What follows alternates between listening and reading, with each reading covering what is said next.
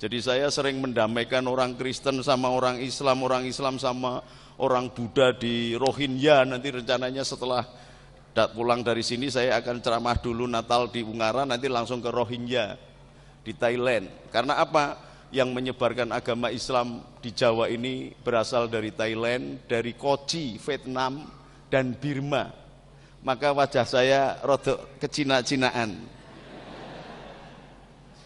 Karena Wali Songo itu sebagian besar Cina. Jadi gurune sampean, gurunya Mas Budi ini Pak Wakil Bupati namanya Yai Maimun Jubair, itu gelarnya Azam Khan.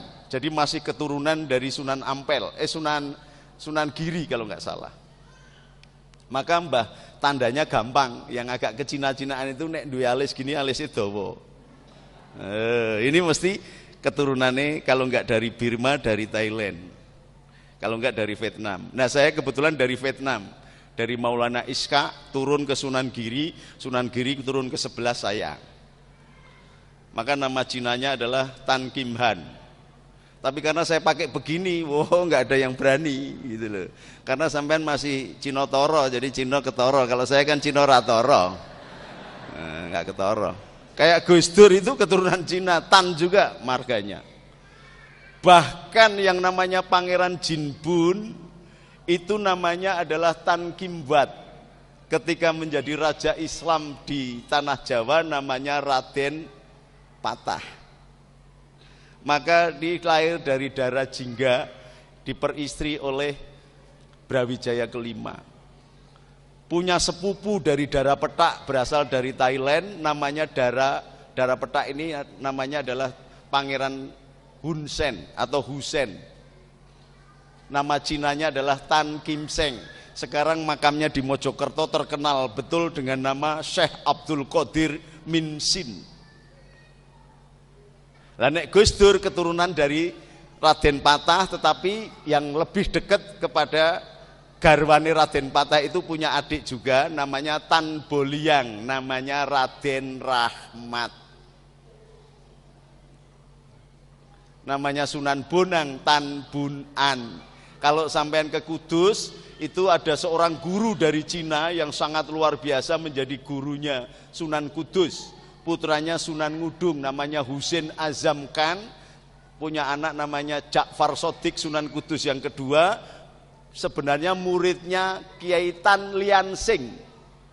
Tapi lidah Jawa jadi jalan Kiai Telingsing gitu. Bisa dicocokkan di sana. Tan Lian Sing, C-nya Tan. Makanya kadang-kadang hati-hati kalau bilang setan gitu. Oh, Gus Dur juga setan.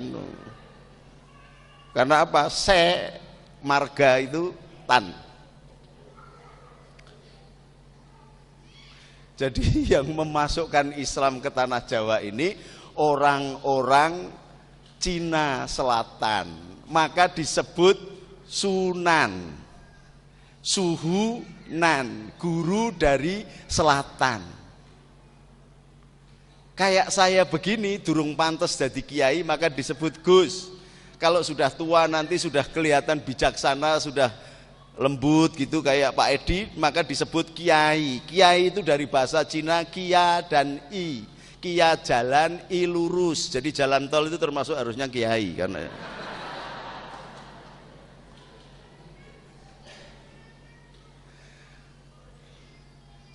jadi kenapa kita kemudian berperang-perang? Ini yang dikehendaki.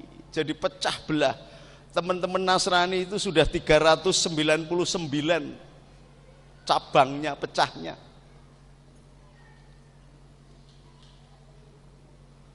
Semuanya dibikin begitu. Yang Buddha pun dipecah juga. Buddha enggak ketoro gitu, dipecah.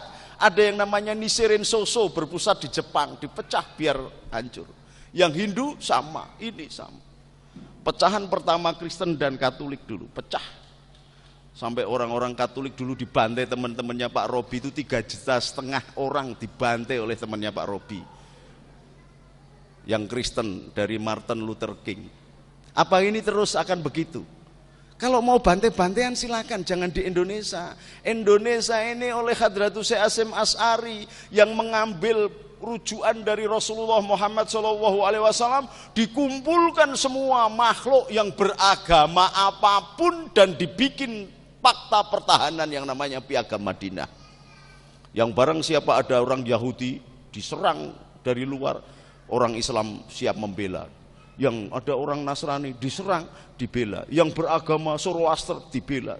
Itu konsepsi Piagam Madinah, dibawa oleh Wali Sembilan, dicetuskan oleh NU, dan kemudian tahun 35 sebelum kemerdekaan, konsepsi NU adalah mendirikan Negara Kesatuan Republik Indonesia. Bukan negara Islam, bukan negara Islam, Negara Kesatuan Republik Indonesia. Maka ketika muncul BPUPKI dan perumusan Pancasila, Kiai Wahid Hasyim diutus supaya Indonesia ini tidak jadi negara teokrasi, juga tidak negara sekular. Bukan negara teokrasi, bukan negara sekuler. Maka di dalam sila yang pertama adalah ketuhanan yang Maha Esa.